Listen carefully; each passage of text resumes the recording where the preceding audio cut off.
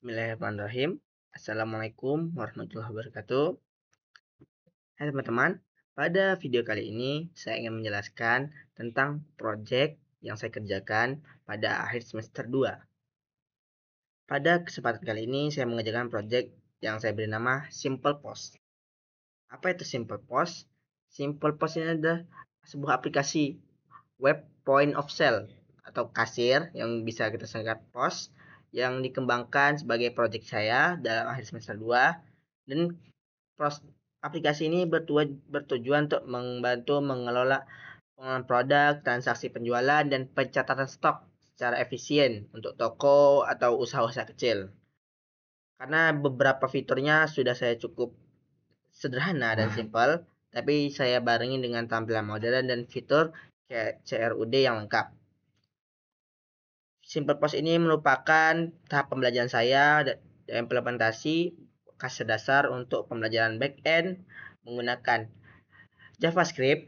Jadi untuk backendnya saya menggunakan JavaScript dengan environment Node.js, kemudian ada library Express dan juga MySQL.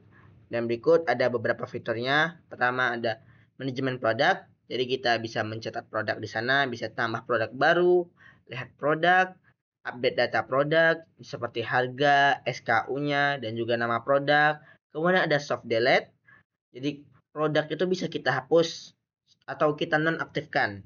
Tidak kita hapus secara permanen, tidak hilang, tapi dinonaktifkan. Kemudian ada lihat produk yang aktif saja.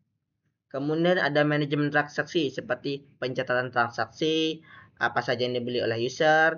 Kemudian ada untuk melihat stok, apakah cukup apa tidak sehingga bisa dibeli atau tidak. Kemudian ada riwayat transaksi. Kemudian ada dashboard. Dashboard ini ya tampilannya dengan saya membuat dashboard dengan sidebar. Kemudian ada 3 tab utama. Yang pertama adalah home, kedua adalah halaman produk, ketiga ada halaman transaksi. Kemudian untuk cara kerja backend-nya, saya menggunakan 2 endpoint utama, yaitu endpoint product dan endpoint transaction. Endpoint product itu ada get, post, put, dan delete untuk melakukan perubahan pada data di produk. Dan pada endpoint transaction, saya menggunakan beberapa endpoint juga seperti get, post, dan put. Tidak ada delete di transaction karena saya tidak ingin ada penghapusan riwayat transaksi. Kemudian cara kerja front end-nya, produknya halaman produk menampilkan daftar produk, kemudian ada form untuk tambah produk baru, dan ada juga form untuk update produk, dan juga termasuk di dalamnya adalah delete, dan ini berdasarkan SKU. Jadi kita masukkan SKU yang kita inginkan, kemudian akan muncul produk tersebut. Kemudian ada halaman transaksi yang menampilkan daftar produk yang aktif yang bisa dibeli. Kemudian ada keranjang belanja atau order list. Kemudian ada metode pembayaran. Di sini saya memasukkan 3 metode pembayaran. Ada menggunakan kris, ada menggunakan debit, dan ada cash. Dan kemudian ada tambah tombol proses pembayaran. Dan interaksinya menggunakan Fetch API ke backend. Oke. Cara menjalankan aplikasinya. Pertama, tentu saja kita clone repositorinya karena ini sudah saya up di GitHub dan teman-teman bisa langsung ambil saja, tidak ada lisensi. Langsung saja. Kemudian kalau ini pertama kali teman-teman menjalankan, yang teman-teman lakukan adalah menjalankan SMPP, kemudian membuka phpMyAdmin. Kita buka phpMyAdmin dan kemudian kita import table schema SQL yang terlebih dahulu. Di sini kita bisa membuka phpMyAdmin. Oke. Nah, kemudian kita import file schema.sql-nya di database sini. Nah, di sini sudah ada data yang tinggal teman-teman import karena otomatis akan dibuatkan oleh phpMyAdmin-nya di dalam MariaDB, teman-teman. Kemudian setelah klik button import, maka setelah ada, kemudian kita masuk saja ke terminal. Kita masuk ke terminal untuk menjalankannya. Kita pindah dulu ke folder backend.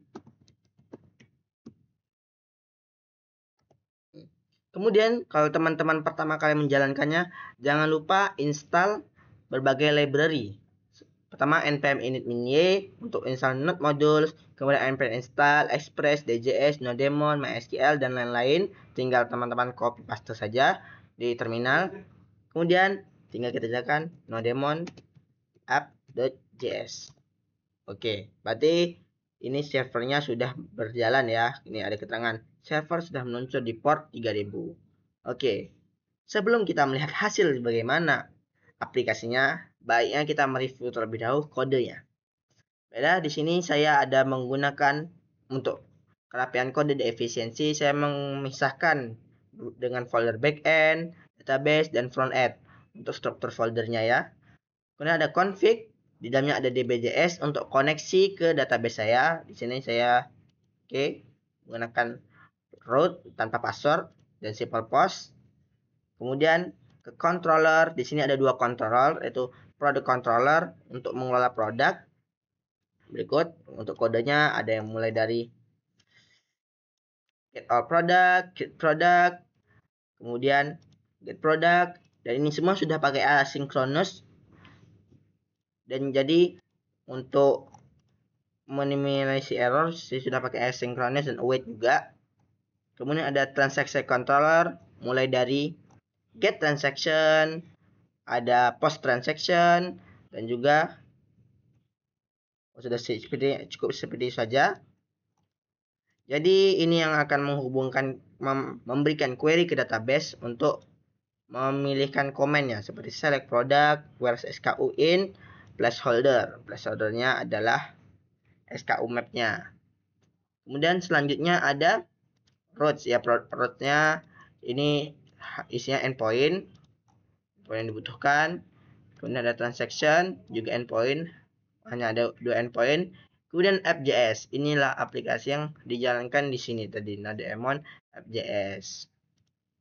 Oke, selanjutnya kita melihat ke front end-nya. Untuk front end ini saya menggunakan HTML5 seperti biasa dan Tailwind versi 3. Untuk CSS-nya framework-nya Tailwind yang versi 3. Karena kemarin ada beberapa kendala pada yang versi 4, ada beberapa aset. Kemudian ini ada index HTML. Ini sudah support untuk tampilan desktop Full HD, tapi mungkin belum ada responsif untuk tampilan mobile dan juga untuk tampilan pada yang 4K atau ukuran layar lainnya.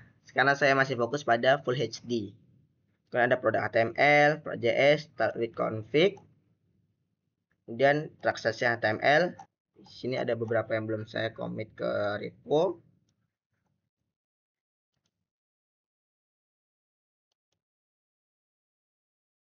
Dan di sini ada transaction.js. Di sana saya sudah menggunakan DOM.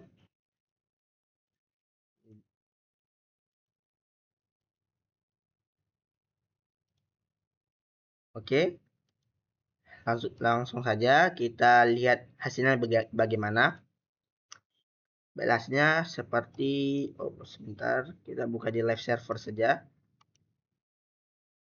Kita open with live server. Oke. Baiklah. Nah, ini tampilan dashboard awalnya. Mungkin nanti bisa dikustomisasi lagi. Di sini ada saya tambahkan waktu secara real time. Kemudian kita pergi ke home. Ini home. Kita ke transaction. Ya, di sini adalah table untuk melakukan transaksi. Di sini saya belum menambahkan gambar untuk produknya karena saya belum bisa menambahkan gambar. Kemudian selanjutnya kita pilih ingin membeli kemeja Oxford, hoodie zipper, blazer kasual wanita. Ini kita pengen tambah 2 ya. Oke, pembayarannya menggunakan cash dan pay. Oke, payment successful. Nah, contoh lagi, sweater rajut, kemeja polos, hoodie crop. Ini bisa dikurangin juga, bisa ditambah juga. Kita pembayarannya menggunakan debit, pay. Kemudian produk, ini ada list semua produk yang aktif maupun tidak aktif. Nah, di sini bisa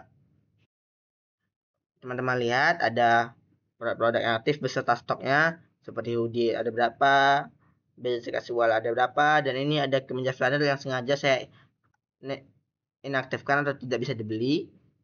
Kemudian bagaimana cara kita menambah produk baru? Contohnya kita ingin menambah produk topi. Kita terserah mau bikin SKU-nya berapa, TP 003. Nama topi baseball pria biru. Harganya 50.000. Kita set stoknya menjadi 3. Add product. Oke, produk added successful. Harusnya di bagian bawah muncul. Oke, tapi baseball pria biru sudah muncul. Kemudian bisa juga kita update. Misal tadi TP 003. Wah, muncul topi baseball pria biru. Bisa kita ubah harganya jadi 45.000 atau stoknya tinggal 1. Kita update produk. Di sini bakal muncul stoknya tinggal 1. Kemudian bagaimana kalau kita mau beli? Nah, misalnya topi baseball karena stoknya cuma 1, di sini tidak bisa kita tambahkan karena stoknya tersisa cuma 1. Ya. Sekarang kan topi baseball yang sudah tidak ada stok lagi, sudah dibeli 1, ini tidak bisa dibeli. Payment failed karena ada manajemen transaksi yang saya masukkan dalam JavaScript produk transaksinya. Ketika mengalami karena stok produk baseballnya sudah habis, stoknya 0, maka akan auto rollback dan cancel oleh database. Baiklah, mungkin hanya segitu yang bisa saya sampaikan. Untuk keterangan lebih lanjut teman-teman bisa baca di README. Ini instalasinya mudah, untuk cloud-nya dan digunakan sangat mudah. Dan untuk ada git ignore ini karena beberapa seperti node modul dan npm debug dan lain-lain saya tidak sengaja tidak masukkan ke dalamnya karena akan memenuhi saja ya. Baiklah, terima kasih atas perhatiannya. Wassalamualaikum warahmatullahi wabarakatuh.